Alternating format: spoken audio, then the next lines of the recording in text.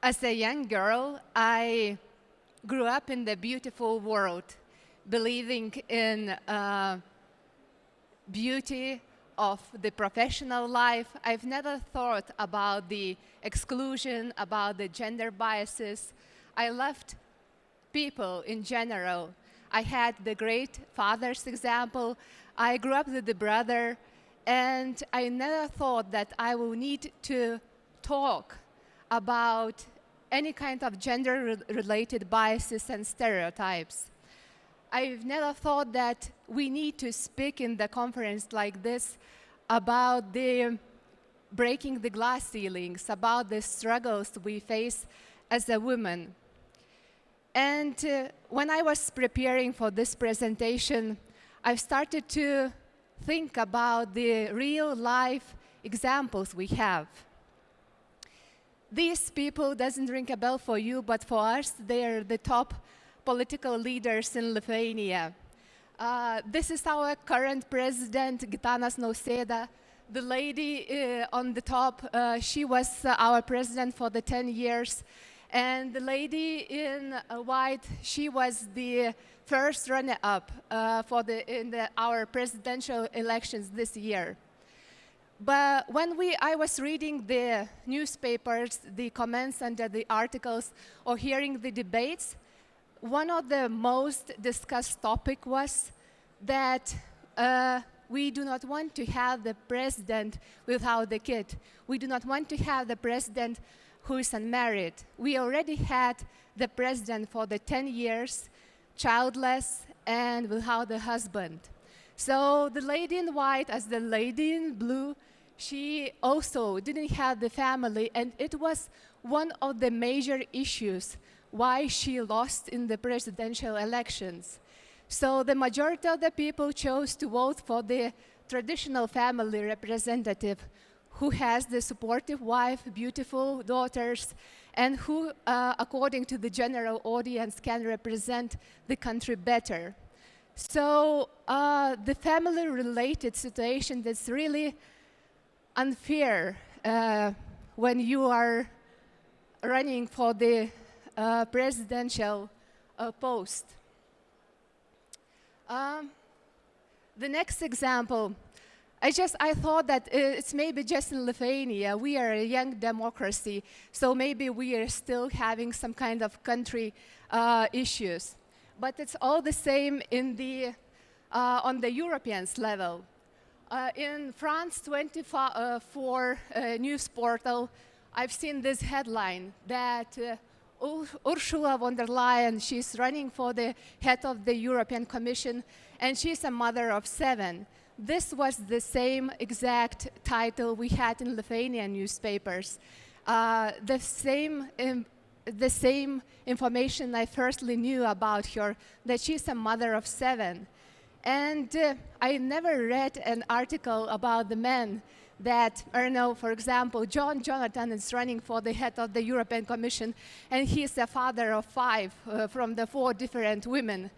It's just we do not have this information about the men. From politics to the sports industry, we just had the World Athletics Championship, and these 2 amazing athletes won the gold medals, broke the records. And what we see in the headlines, that the emphasis is put on their age, first of all, and on their family status. And there is some kind of question from these titles. How come that such an old, 33 years old women won the athletics championship after giving birth to a kid? From sports politics to the business world.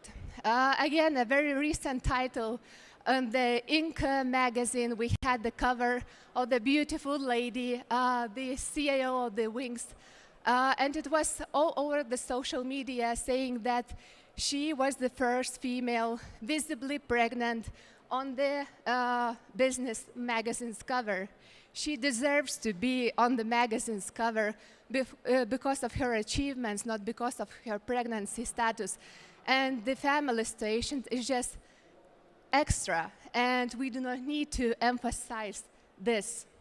So following this same approach, probably I have to present myself as well. And before every conference, we are asked to give a bio and tell who we are. So if I would present myself in the same manner as here, so I'm 33 years old, I am 11 years married, and I do not have kids. So the assumption you might make out of it that either I can't have children at all, or I will have one in the near future, and it's going to be a nightmare for my company. I have no rich husband nor parents. I'm Lithuanian, a university graduate. I'm not popular on social media, and I mainly work for Lithuanian companies, so I'm a disaster, basically. I didn't have money, nor my parents did, to study at Stanford, Oxford, or any kind of fancy universities. I didn't work for Google, Facebook. I wanted to do that, but it's just I'm not a Stanford graduate. I couldn't do that. And of course, it's just nobody follows me on Twitter, Instagram, or Facebook. So basically, I am nobody. And I even do not know what I am doing here. So on the other side, I can present myself in the regular way, as I am doing all the time. So I do have 30 years of professional experience combining business education and science. I'm a speaker, I'm a mentor for the Women Go Tech program, and I'm an expert in big data, artificial intelligence, virtual reality, and augmented reality. I'm one of the most nominated and reputable women in tech in Lithuania. So these, even though I am not popular, I am not famous, I am not a fancy university graduate, I managed to make it all. And it's just, all my life I felt so inferior that I am from the small company, that I didn't have a chance to study abroad except my Erasmus studies. But I managed to speak at the same conferences as Obama did. I managed to work on the 5G network launch for the first time in the world during the Pyeongchang's Olympic Games. I do have a chance to meet the international company leaders. This is the team visiting Lithuania from Siemens, and many, many other things. Being a small representative of the small country, it's a huge benefit because you become fearless. For example, I managed to write the email to NASA asking them to speak at one of our university's event and give greetings from the space of the astronauts. They said that it's not possible because only the Berkeley University can have so. So I was trying to be persuasive and asked them 5 more times, and finally, basically, they blocked me. So it happens, but at least I try. So we do face stereotypes in the business world. And I think that it's important to talk about the image we are seen by the public when we are talking about the women in power. First of all, we are seen as ice queens, or the better known equivalent of this description is as bitches. And if we know exactly what we want to do and we want to things get done quickly. Or as the runner-up and the president example, even our family situation is questioned, and we can easily lose the presidential election just because we didn't meet the Prince Charming when we were 20s.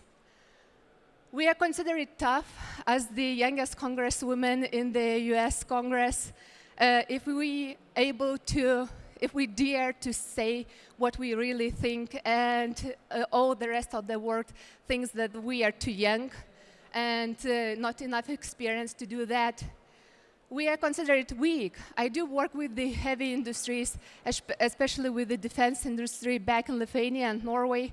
And in most of the meetings, I'm the only one woman sitting across the table in front of the 20 men. And nobody believes that I can talk about the tanks, helicopters, guns. Everybody thinks that I'm there just to make the coffee for them and just to be a friendly place. So all the time what I hear there, darling, could you please give us a coffee, the sugar with milk? And it's just you have to stand out and tell what you know, because we do face the stereotypes. Or if we dare to stand out and talk, most men around the table, they feel that we steal the spotlight from them, and they're not really happy about that. And then we are considered that we are too masculine, and only men can do that. Or too emotional, as Hillary Clinton, when she lost the presidential elections, and the first day after losing the elections, she showed up at the press conference without the regular makeup and her hair done. And she was thanking for people who voted for her with the sparkles in her eyes, with the tears in her eyes. And all the media said that she was too emotional and she didn't look good. And our makeup, nor hair, or our emotions doesn't describe us in any ways. So basically, we, as a women in the business world, we are expected to be cheerleaders. I really hate when I am invited to the business meetings, to the conferences, just because I have a beautiful smile, or it's just pleasant to look at me. It's just, I really hate it. I really want to make an impact and be at the business meetings because I can give a value for the company and for our clients. But it's just, we are all talking how we are judged by others. But in many cases, we are judged by the other women. In the conferences, when you are having a more mixed audience, or mainly male, when they're deciding whether the speaker is interesting or not, they're just looking 3 seconds and listening to a few words and starting to scroll their Facebook feed if they're not interesting. Whereas the women, I'm not sure about you, but I can guess that you are looking at full picture, and you are thinking about the outfit here, shoes, and what kind of pink bag she's wearing today, and her hair is messy, and you are thinking about all the small details, and you are judging the person in front of you. So, in order to reach this success, we have to act more as sisters.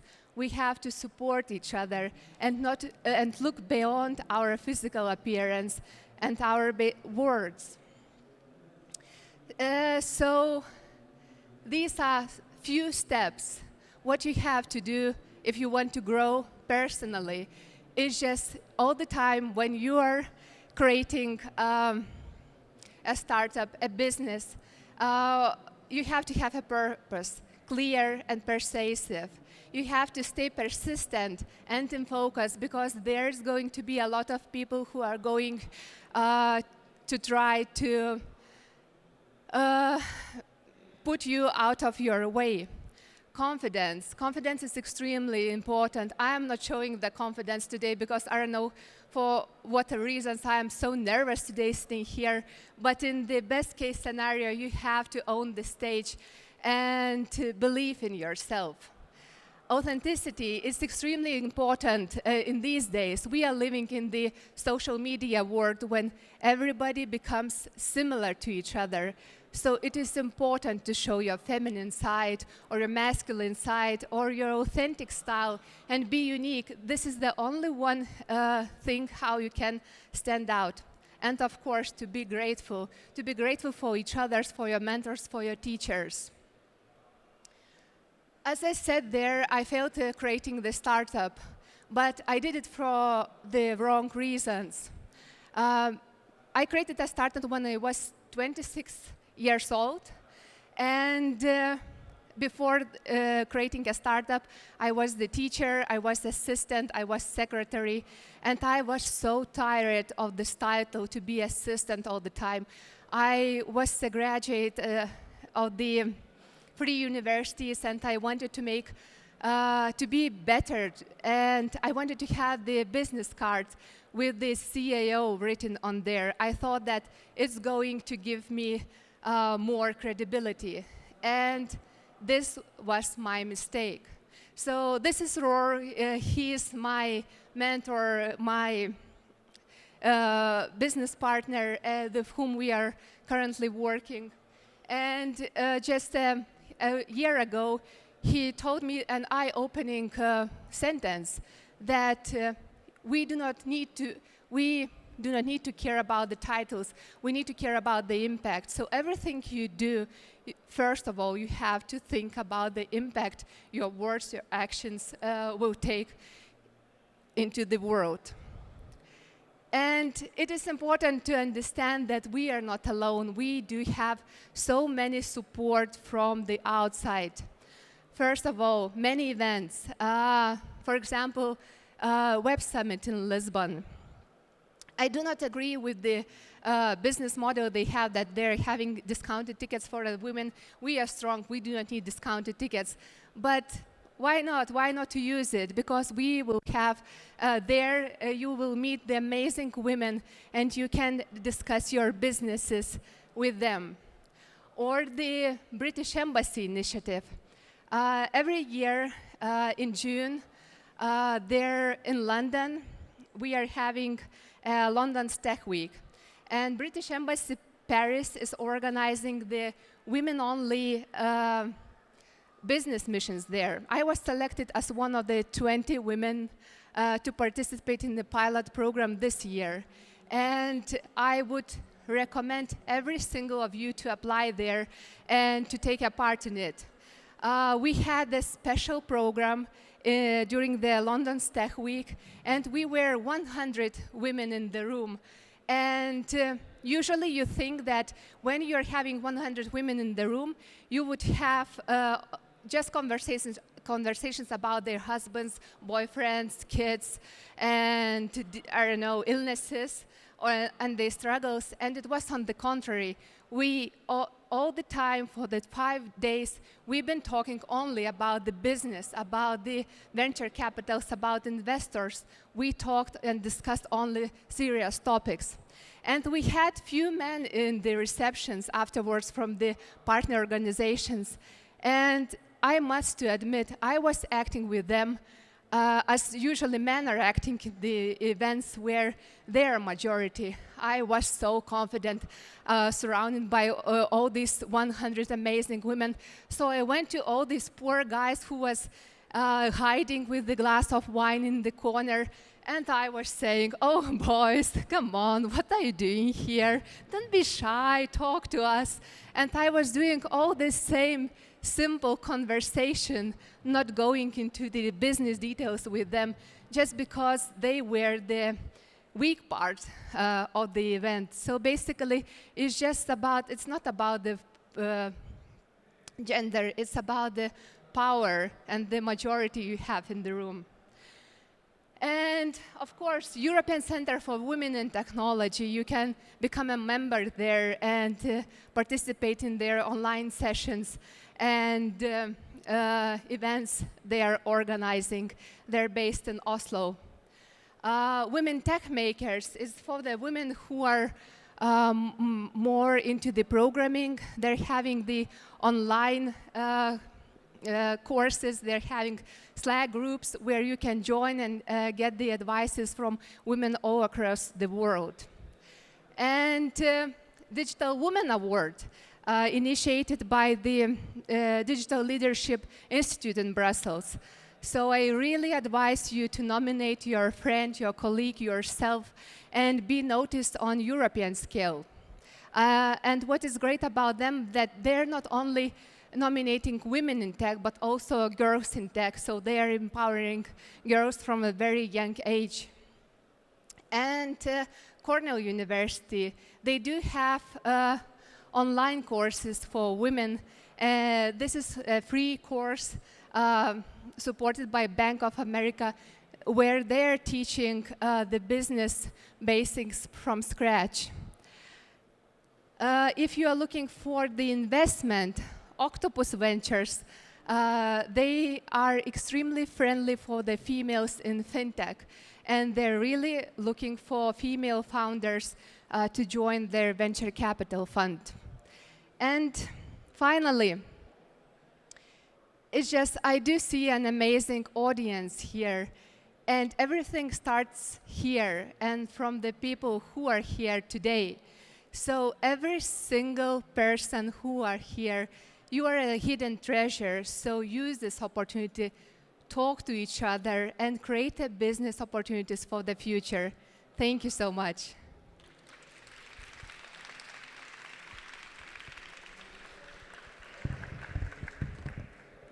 Thank you, thank you, thank you. Do we have any questions for Egle? Any questions? We have one down at the back. Okay, I'm coming down. Might take a while. Yes. Hello. Hello. I have a question. When you were pitching your startup, did you feel that you need to pitch differently than men? And maybe what did you feel that you needed to change to persuade investors?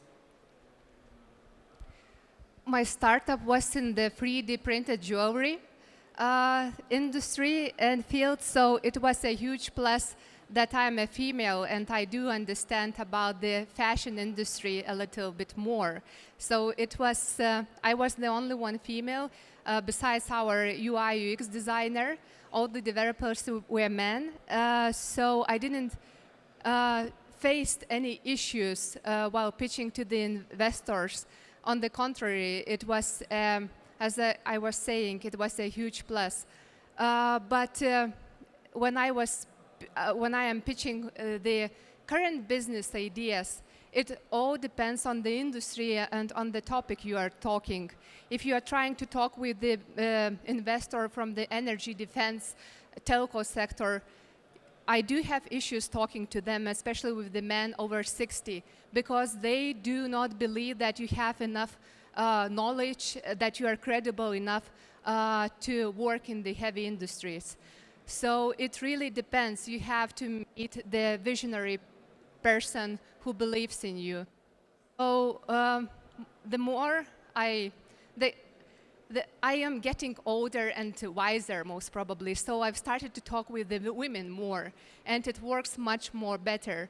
So, for example, at Octopus Ventures, we've been talking only with the female investors, and they do understand you. They do understand the family situations, the maternity leaves, the kid sickness, everything. They do have already that women sense inside, so it's really easier to talk with them. So I do encourage to speak with the women more and to make your businesses successful. Thank you very much. Do we have any more questions? Okay, I have one quick question. Earlier in the presentation, you said that you had a business meeting and there was about 20 men around the table and you were the only lady there. You also mentioned that it's really important to be confident. So, for example, for anybody that is in that type of situation and has something to say or something to show, but is a little bit afraid to stand up in the middle of all of those men, what would you say is the first move they have to make? How do they stand up? It's just, again, it depends probably on your age. When I was 22 to 28, men probably, if to be really honest, were trying to hit on me first, not to talk about the business. So they were trying to talk about their parasailing activities, their vacations, not about the business. And I was trying to be nice and to smile and to be polite before I hit them with the right questions. But now I've lost all the patience. So I'm just going straight there. And if you are trying to speak with me about any kind of extracurriculum topics which are not business related, I'm just going away, and that's it. So basically, you have to be straightforward and show your confidence and show your knowledge. And then if they're interested into the business, not into you as into the person, they will go for it and they will talk about the business, because you have to draw the boundary first and not to be afraid to do that, because they want to walk away. They're just testing you. You also said a little bit earlier that you have to be fearless. You've nothing to lose. Is that the kind of mindset that you have to have all the time? Think that you have nothing to lose and just go for it? It's just in some situations. Yeah. I do have so many fears. I was so scared to stand here, and I'm nervous before every presentation I give, because I want to provide the content, and I do not know whether I am doing it every time. And it's just that fearless kind of mindset, as the chief Steve Jobs was saying, that be foolish and to be fearless, basically. Just go for it. It helps you, because I'm trying to loosen up all the boundaries I have in my mind, and just to be free, to be open to the new opportunities, to the new business ideas, to the new business partners, and just not to stop myself. Well, we have to remember as well, your native language is not English. My native language is English, and she has done a much better job in the last 30 minutes than I would have. So thank you very, very much. It was lovely to hear from you. Thank you.